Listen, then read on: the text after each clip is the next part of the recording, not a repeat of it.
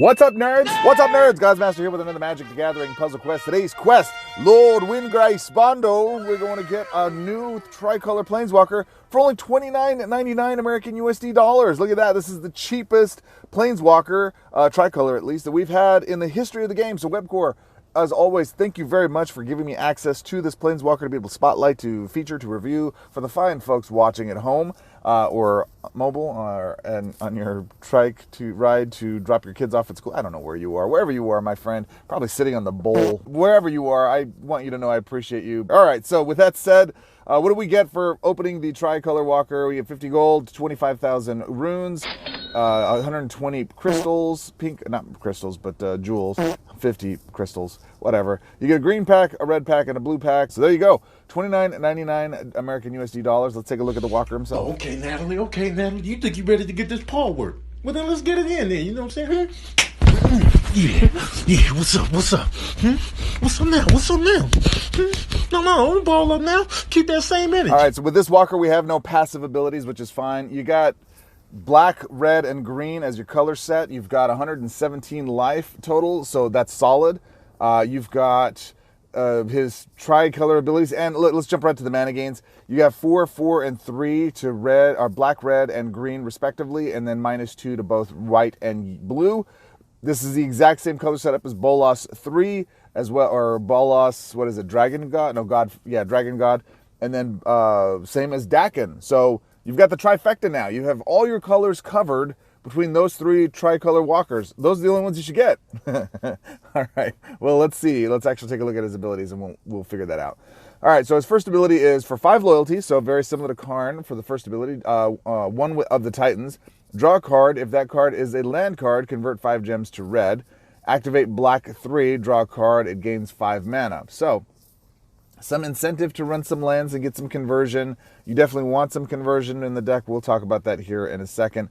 My initial impressions of that ability is I don't think that's very strong. You get to draw a card, and then you get activate 3 gems. I don't really like activate stuff because it's not an immediate impact. I have to wait. And then if opponent matches your activated gems, then you get nothing, and they don't repopulate. It would be nice if they repopulated. 9 loyalty for Machine Distrust. Only 9 loyalty. Wow. Create 2 Panther Den tokens. Create 2 Green Cat tokens. And opposing non-land support loses X shield. X is the number of cat creatures and cat reinforcements you control. Up to 9. So the Panther Den looks like this. At the beginning of your turn, create a green cat token. The support can't be reinforced and it has 3 land shield, or 3 shield land. Oh, and it is a land. Okay, so that would work with Tortoise and all that other stuff. I should know this, but I haven't played that. And then finally, for 20, that's a big jump. 5, 9, and then 25 for Protector of Urborg. Increase the cost of all cards in your opponent's hand by 12. Create 10 stinking cat tokens. Do you like kitties? We've got kitties for you. What color are they? They're just green. Tokens, each non-token opposing support loses 6 shield. This effect can affect Vanguard supports. So, each non-token opposing support, regardless of what it is, loses 6 shield, including Vanguards. Nice. Handy dandy, we like that. That's a nice little removal thing. Okay, there's a look at the Planeswalker himself. My initial thought so far is it's Bolas 3, and it's Dakkon in red, green, and black. What's not to love? Let's get to the deck. Hold up, I know you ain't over here making the duck face. Girl, I done told you about the duck face, man. So there is a movie, probably one of the greatest movies, one of the greatest scenes of all time, with Cheech Marin. He runs obviously a shelter for lost animals, and they focus on cats. And he talks a lot about the different types of cats that they have inside of his sanctuary for these kittens, these kitties, if you will. I mean, it's one of my favorite scenes because he spotlights all the different unique capabilities of those kitties. I'm going to try to recreate that here for you today. We have, in this deck, we have Graz Unstoppable Juggernaut kitties.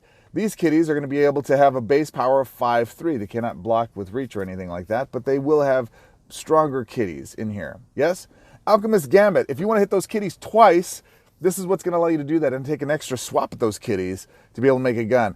We have City on Fire to make those kitties nice and hot as they're going for the face of our opponent. Greg will get hit in the face with these kitties, and they are on fire. We've got sleepy kitties. We've got kitties that when you creatures you control get +1/+1 for each of the reinforcements for 15 mana here with Sleeper Agent. We've sunken the cities. We love to take the kitties down. Going down with the kitties, and this is the Sunken Citadel version of that to be able to get some more mana gains. We love fast kitties. Hello, fast kitties. Song of Tauntauntons. And we basically go through here and give our kitties haste. We put some Rot Swarm tokens on the board because we want to feed the kitties rats, right? Thunder's Debut, because we want to make sure that those kitties are heard from all over the world. Mr. Orpheal to double the strength of those kitties. And then we've got Invoke Despair to make sure we're clearing the board and then get some life gain from those kitties as well so we can stay on the board. So there you go. Let's take a look at this deck. And listen, if you can find stronger kitties than what I've got here, swap it. All right, first off, let's put these kitties to sleep. Let's get him out on the board as quickly as possible. Let's go here. I find it often when I was playtesting this very interesting that I have to remember not to swap blue or black or blue or white.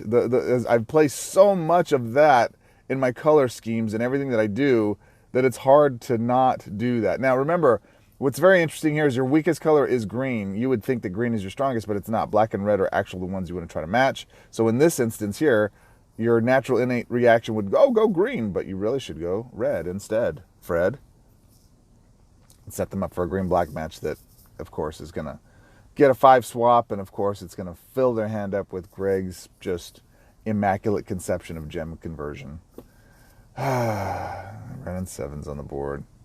All right, so let's go, let's finish Sleepy. Let's get Mr. Orpheal on the board. And we want to ramp to our secondary ability. I will show you the first, though. Let's get into it right now. So we're going to do this. We're going to do our first. It's going to draw a card.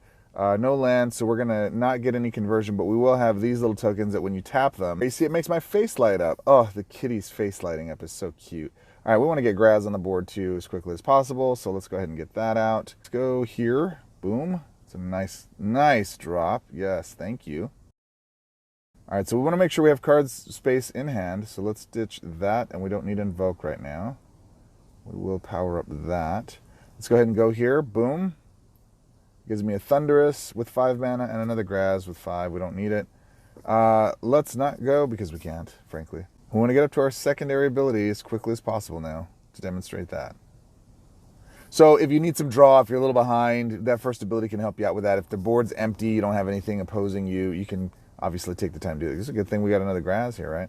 And actually, it's easier to go after Thunderous Debut and get Orpheal out and just have him as a backup, frankly. Here, question mark? I should have gone red. Nope. Let's go there. Red, boom. Into white, green, into blue. Is it enough? It's not, but that's okay. We're going to grab Graz. We're not going to do that. We do, but we're up to our second. All right, so here we go. Now we can actually start doing things. So the order of priority here, you're going to go SKIPPITY-PAP. Machine's Distrust. Get your kitties on the board. We're going to go a Johnny Sleeper Agent. Put those kitties to sleep. We're going to, what do we want to do here? We want to try to get this out, actually. Or did we get one? No, we haven't. So I'm going to get this out now. Boom. Oh, I messed up. I should have made room in hand to draw what I wanted to. Not now. We still have that. So let's go here. Boom. I'm going to say not now because we're not swinging currently. So let's go here. Going to double up the power of those kitties, but we're not going to do all the things just yet. Now here's what I really like about the secondary ability. Let's say that they kill my creature somehow. They don't, but if they were to remove it, or they could. Let's see what you got. Traxa. Okay. Now that makes my play here interesting. Watch what I'm going to do. All right, but what I didn't get a chance to say is you have these Panther Den tokens. So support land, it's 3 colors for these. So if you're playing Domain, rather, that's something that could be impacted by this. The support can't be reinforced at the beginning of your turn, create a green cat token. So every time you have one of these on the board, they wind up going. So again, the trick is number 2, go number 2, kitty litter. Make your kitty stronger. Put those kitties to sleep. Hey, you know what I'm talking about. All right. All right. And then we're going to go ahead and give them double strike and haste. How about that? How about that? And then we're going to go here. Boom. They've got double striking kitties. We've got the grass on the task here. I'd like some lifelink for those kitties. Can we get some lifelink for those kitties? We'll see here, maybe. No, not enough. But it does have hasties. It gives everything hasties as we go through. Not that they need it now. We're going to go ahead and double up with Mr. Orfeo to double the strike of those kitties to the face. They've got double strike. They're taking damage to the face. And then Graz is going to make them go from 54s to... SKIPPITY-PAP. Oh, they're already 54s. That's what it was. Graz doubles their strength. Orfeo doubles them again. They go swinging twice to the face. And if they're those kitties that have been put to sleep, you find stronger kitties. Swap it. Let's get onto the Mythic build. That's enough of that. Hey, Natalie, come get this baby, man. Come on and get this baby, man. Babies don't know their own strength, and they get to grabbing me hard, and then I read. See, that's what I'm saying. SKIPPITY-PAPs. See, now I didn't have to get a baby to SKIPPITY-PAPs. Now I look like the bad guy out here. Okay, so just as before, we like to take those kitties down. So we're going to go down with the Sunken Citadel kitties. Hall of Gemstones. The kitties love shiny things like laser beams on the floor, right? 15 mana for this. Gain an extra swap with mana field, then increase your mana bonuses by 7 until end of turn. We like the mana gains that Lord Windgrace has, but they could be better. So we're going to go ahead and do that. Another Thunderous Debut. Sigarda, Host of Herons. This is kind of the spotlight of this deck specifically. So this has Ward, but while on the battlefield, your other creatures gain prevent damage. She doesn't, so she's not as good, in my opinion, as Ren and 6. I'm sorry, as Rem Carlos Stalwart Slayer. And as a result, but what she does do that's much better than him is when a creature you control blocks or becomes blocked, or when your opponent casts a spell, anytime, convert 5 gems to loyalty so you can ramp into your ultimate ability, which I'm going to hopefully spotlight here, which is Web 12 mana. We love making those kitties sticky, so we're going to try to get those cats as sticky as possible. And some face hasty kitties. Creepy Puppeteer. Now I had to switch out Graz because Graz does not allow you to block or it takes reach out away from your creature. So we're going with Creepy Puppeteer here to make those kitties just do the things we want them to. At the beginning of the combat on your turn, if you control 2 or more creature cards, your first other creature gains haste. Then target creature's base power and toughness becomes 4/3 until end of turn. So it's not a 5+, but it is something we can do here with a creature on board to get it done that makes it more powerful. Mask of Griselbrand for a little lifelink. I find that you need that because sometimes you're a little behind when you're setting things up. Of course, the Invoke, and then a little more action for us. Riveteer's Charm for some draw and some action. There you go. There's a look at the deck. Click, click. Let's go ahead and use that. And we're going to face Lord Valderon again. But let's go ahead and let's actually start with 88 life just to kind of show where we are behind the fact, just in case we have to come from behind with these kitties. Sorry. Okay, so let's get right into it. Sunken Citadel, let's take these kitties down. Let's go down. All right, so we're going to go here. Boom. Boom, boom. One more? No more. We're up to our first. Do we use our first here, or do we have a clear path to success? 2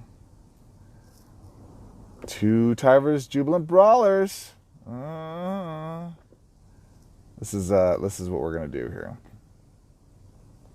Very good. Very, very good. Hey, I freed my whole hand up. Look at that. Everything hits the board. Excellent. And we also have these guys here. So just get into some Witch's Web and we'll bring you off to the races. How about that?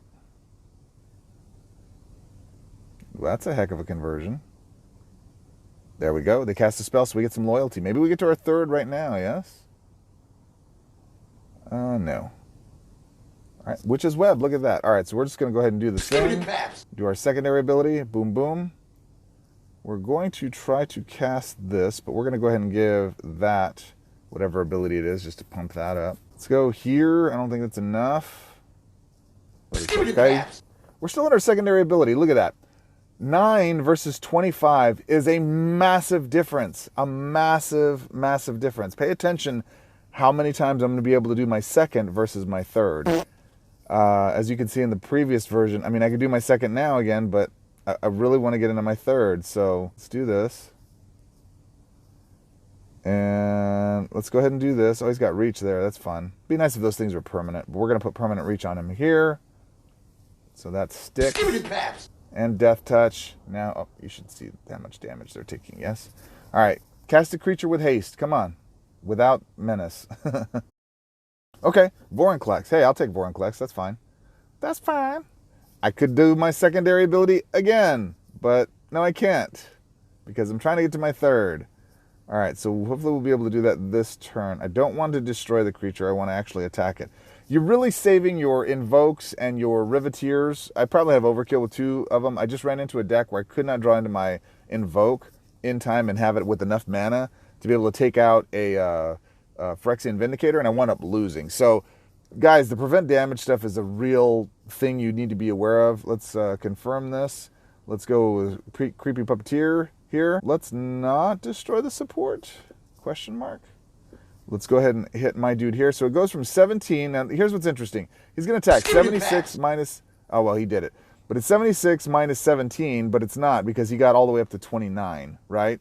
So the way it works is funky, but it does actually work. All right, cast a spell. Give me some loyalty. Creature's fine. All right, cool. So we've got loyalty. We're up to our third now. They gain 20 life. That's fine. It prolongs this out. Lets me demonstrate this stuff a little bit better. All right, so now my dude gains some power, and watch what happens. So increase the cost of all cards in your opponent's hands by 12. Create 10 green cat tokens. Each non-token opposing support loses 6 shield. This effect can affect vanguards as well. So watch the shields down here. 3, 3, 3, 6. So this one should go away too, right? I can skippity-pap you up all day. Boom, boom, boom, boom, boom. Wipes the board of all their stuff. Does not affect creatures, which is very interesting, but it is what it is. And we don't mind because we want to be blocked because we want to gain as much loyalty as we possibly can. So we're going to make it him. He does not have trample. That's a thing you might want to be mindful of. But he got blocked. We got some more loyalty. Now we can do our secondary ability. And we can make him bigger. Yeah? Yeah? You see how that works? You laughing now? Mitch and Murray pay good money to get leads for you to sell them. Sell them. Skippity-pap. Skippity-pap. All right. And finally, just as an extra recourse, Ricola, we're going to go ahead and do our secondary ability. I said we're going to do our secondary ability. We're going to get more of those. And the real question becomes, at 25 loyalty, how many more times could we have done our secondary ability and made our kitties bigger? Would they be bigger than this? Yeah, they would have been. They would have been. All right, so there's that. And then let's go here, question mark. Boom, look at that. We like those. Do they have anything on the board? They don't. We have completely ruled the roost. As you can see, we're going to go ahead and attack whenever we can. Boom, boom, boom. We didn't even use our Holo Gemstones. Didn't need it. Did not need it. So Creepy Puppeteer is going to target our guy. Got to tap it. It says 49, but it actually jumped all the way up. We'll look at the battle log and see what the number of damage it was that it did, because it's weird. It attacks, it does the damage, and then it upgrades. Look. Right, so it went to a 93-71. Interesting, right? Okay, final thoughts. Tell him to give me the Sheba next time because the meow make. Hey, yo, who was that on your forehead? I mean, I didn't show this build just because, and you would replace Shoot Down with Invoke Despair, because this is just stupid powerful as a deck and really, really strong, and you should be running it because it's ridiculous. Actually, I would change out Ren and 6 and Shoot Down for others. I'd probably put in, I don't know, whatever it is. But the real core combination is Blossoming Tortoise, Galta, and then Atraxa. Those three together. And then Thunder's Debut. And then I love Sunken Citadel, as you guys know. That all is amazing. This is a mono green build for Garruk Unleashed. The reason I'm showing you that is because I don't need to demonstrate that. You guys know that works because you run into it on meta all the time, or you probably play it on meta all the time, or on standard and on rankings and climbing ladders and gaining all of the stuff that you need to in that. As far as Lord is concerned, what do I think about him? I really like him. I mean, I didn't need any abilities. All I needed was a color combo and those mana gains, and I would have been happy. And I am, to an extent. There's not enough green conversion. There's Tempted Discovery, but it costs 20 much. It's cost too much. And I will tell you that I like that first ability a lot because it a lot more than I thought I would.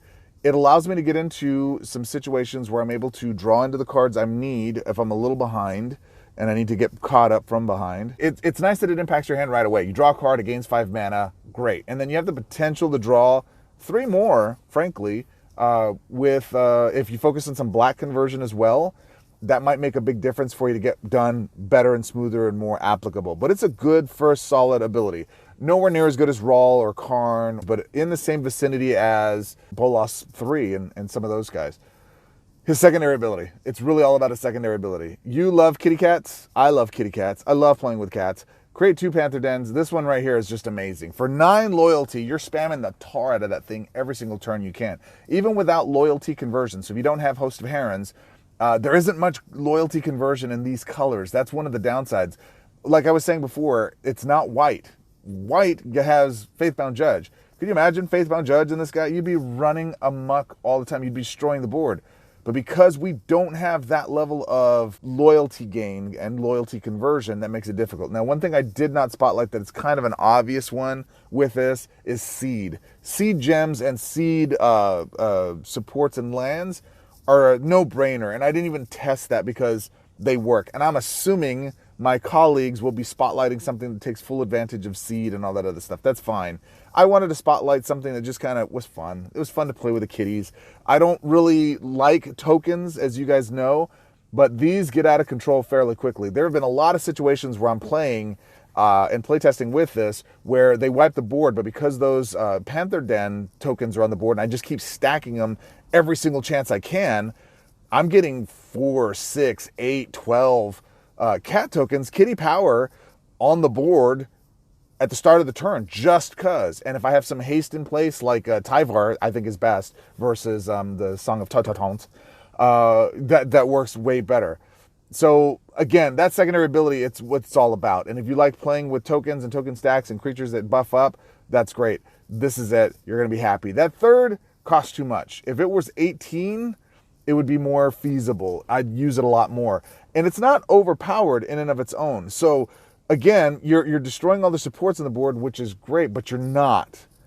Specifically, if you face some, I tell you what, buddy, I got wrecked by Bolas's Dragon God or God Pharaoh Vanguard. That thing kept stealing mana from me, giving it to the opponent. That swap, that's a 12 mana swing at each turn, and it's buffing it by 2, I think it is.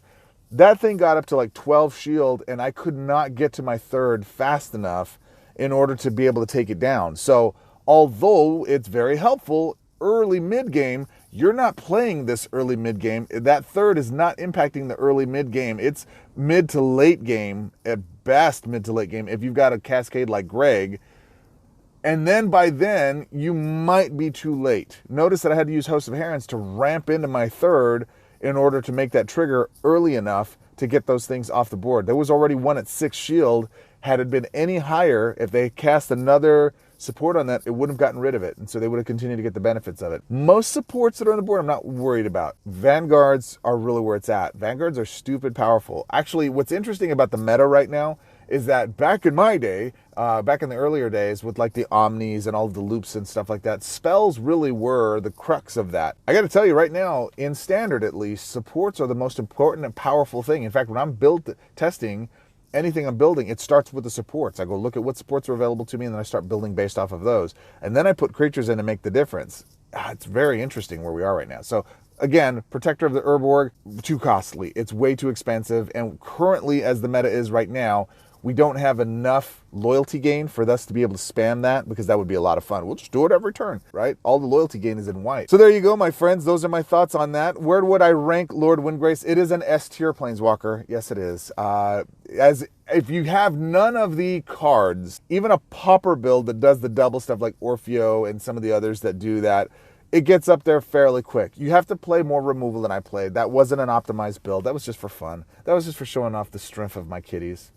Now, what I was really looking for was just to be able to show you how to double up all the things. I have not yet gotten all of those things on the board at the same time to double it up to like 200 power. I know that would do that. I just haven't done it yet because it wins too quick. It wins a lot faster than I expected to. I thought it was going to be a chore to get it to ramp up and do that, but I lose very rarely with that. And when I do, it's because I'm facing something like Phyrexian Vindicator. And side note, the creatures, the kitties don't have trample, so they can't roll over your opponent. And that is something that right now is not as big a deal, but because of our removal and stuff we have inside of it, but that might play a factor later on. If those kitties can get some trample and they can just, bulldoze our opponent, that might make a bigger difference for us and make it think it's something a lot more effective than it is. All right, so where do I rank it? I rank it as it is. It's an S tier walker. So he's a lot of fun. I really enjoyed with him. I will be playing him more. I will be playing him with these stupid builds, though. This was fun for me to kind of slum a bit with some of these more common and uncommon and outside of the norm things, focusing on his builds.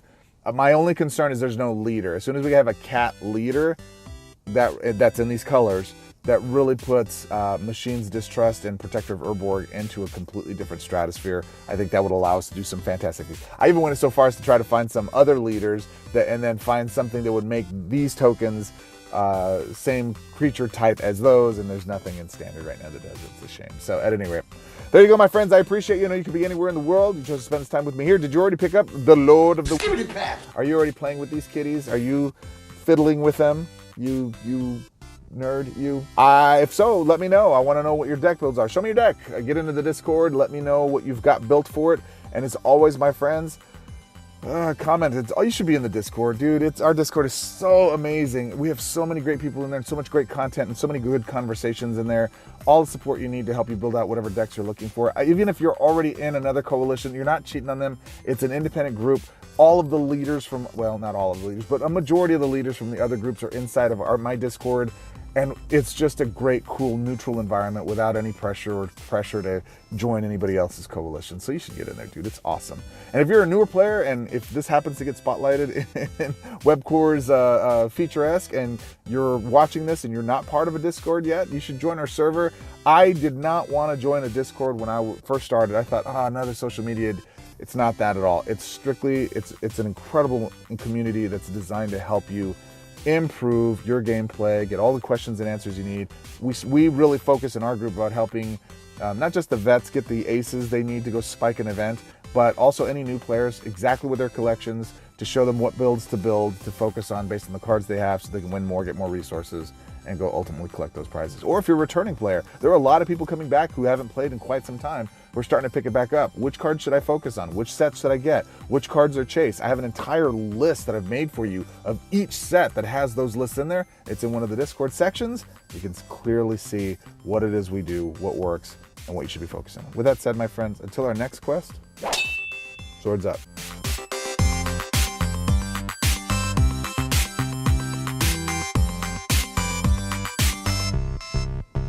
Sticky kitties, sleepy kitties, fast kitties, double strike kitties. If you can find stronger kitties, swap it. Cordell, man. SKIPPITY-PAP that ass up, man. Damn, Rudy. What you hit me like that for, Rudy? I was asleep.